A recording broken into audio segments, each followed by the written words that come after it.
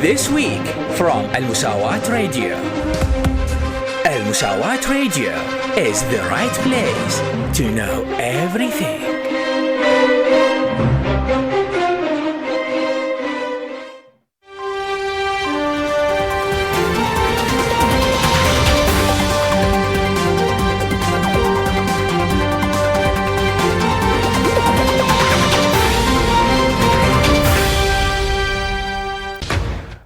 Welcome to all of you dear listeners. This is the weekly news coverage with This Week from Al-Musawat radio station.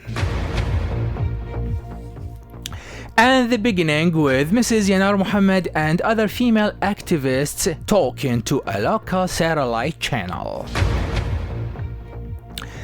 Organization of Women's Freedom Director Mrs. Yanar Muhammad alongside the organization's activists have talked to Al-Sharqiyya satellite channel about the repeal of Article 409 campaign and the amendment of Article 128 of Iraqi Criminal Code, which permits the killing of women and exonerates the killer. أمام العقوبات المخففة ضد قتلة النساء بحجة أنه هذا قتل حصل لأسباب بواعث شريفة. بواعث شريفة هي موجودة بالمجتمع، أنه شخص يدافع عن أسرته فيقتل الغريب اللي دا يتعدى على أسرته دفاعا عن النفس وعن الأسرة. هم اجوا دا يفسروها بطريقة مغايرة. هذه الدعوة هي دعوة لضمان حق النساء العراقيات بالحياة. And next we have Diyala lecturers demonstrate demanding recruitment to permanent staff within the current year's budget. Directorate General of Traffic deploys its patrols to hold accountable seatbelt and driving license violators. Arab Creative Women's Forum participants emphasize the importance of women's literature shall be deregulated.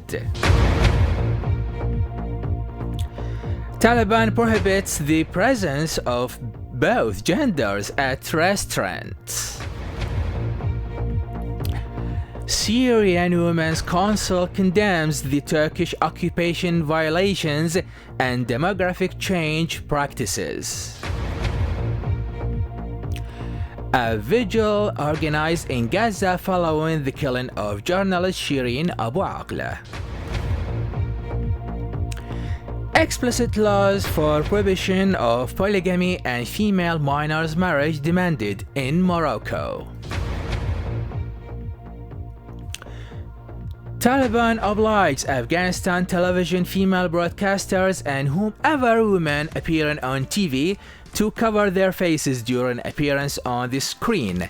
This decision comes 2 weeks after the issuing of an ordinance which obliges all women to wear niqab in public places, otherwise there will be penalties. A prominent feminist activist who had won a British prestigious scholarship arrested by the authorities in Beijing as her imminent trial has aroused international controversy over the responsibility of institutions that offer international postgraduate scholarships to protect Chinese students. A new agreement which stipulates equal pay of both male and female players of United States soccer teams is enthusiastically received and described as it could change the game all over the world. On the other hand, United States Soccer Federation announced that both teams will be equally paid, including World Cup returns, shares of television broadcast returns, and sponsorship rights. England has classified misogyny as an offense punishable by law, whether committed on social media, streets, or elsewhere, which means Any given person who attributes preference to himself just because he's a male, including sentences such as, "The only place for women is the kitchen," or "Women are mentally and religiously deficient," or "Women can't carry heavy weights," all to be considered as offenses punishable by law, because such sentences are the main reason of creating and establishing extremist ideas and racism. Spanish government intends to grant menstrual cycle vacation for women who suffer from menstruation severe pains as one of the clauses of a new law supposed to be approved by Spanish Council of Ministers soon. This initiative comes as a clause of a larger draft law that deals with abortion and promotes women's rights of voluntary termination of pregnancy, besides reproduction and reproductive health.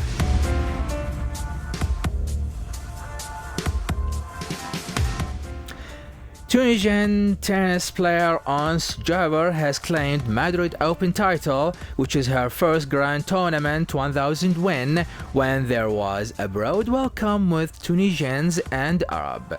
Ons, since then, has been nicknamed Minister of Happiness, despite the fact that Tunisia has been facing severe political and economic crisis.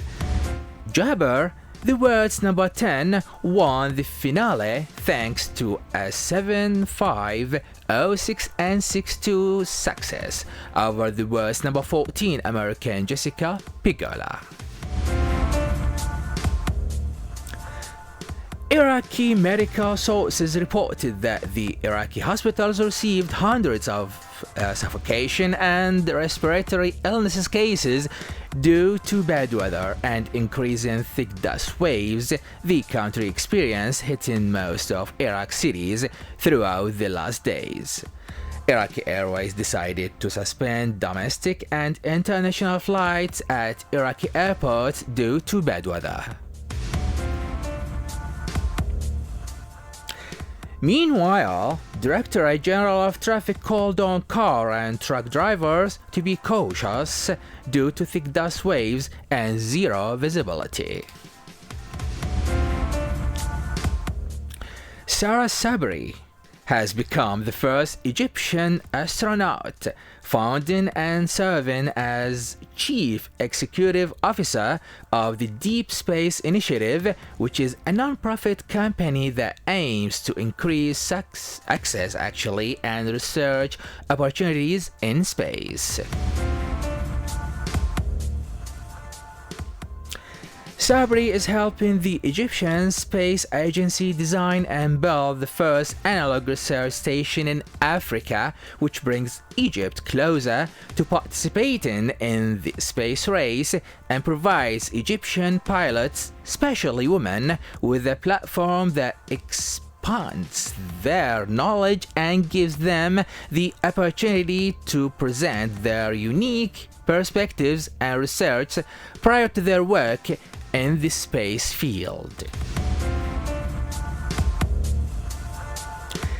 Palestinian Minister of Health announced the martyrdom of Al Jazeera correspondent journalist Shirin Abu Akleh as Israeli forces shot her dead northern West Bank.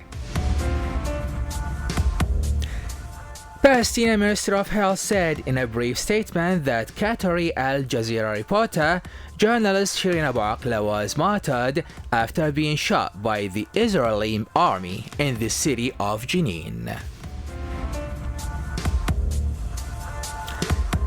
Karine Jean-Pierre has become the first black woman and the first homosexual woman to serve as the White House press secretary.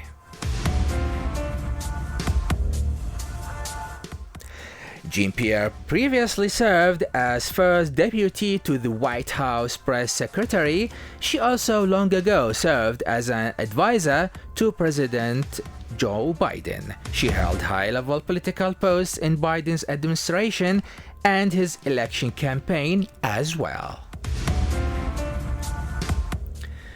Prior to her role in Biden's presidential campaign, she served as head of public affairs in actually grand American media networks such as NBC and MSNBC.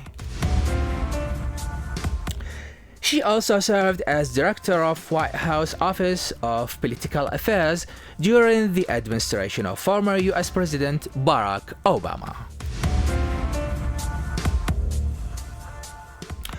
According to officials and citizens, there have been higher rates of displacement of farmers from southern Iraq farmlands to urban cities during the last 5 months, due to the extensiveness of drought areas and both Tigris and Euphrates low water levels and drought that unprecedentedly hit the marshes since they were brought back to life following the United States invasion back in 2003.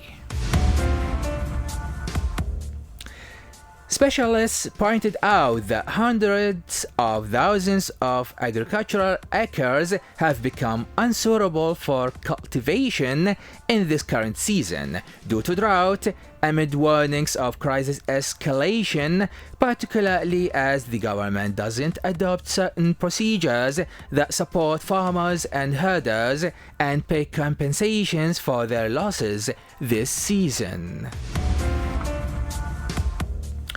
The end of this week's news coverage. Stay tuned to المساواة radio station. Please accept the best regards from your host right here behind the mic, Taif Al-najjar, and from the producer actually right there behind the mixer, Hisham alkhayat. Join us next week. Have a nice day and goodbye.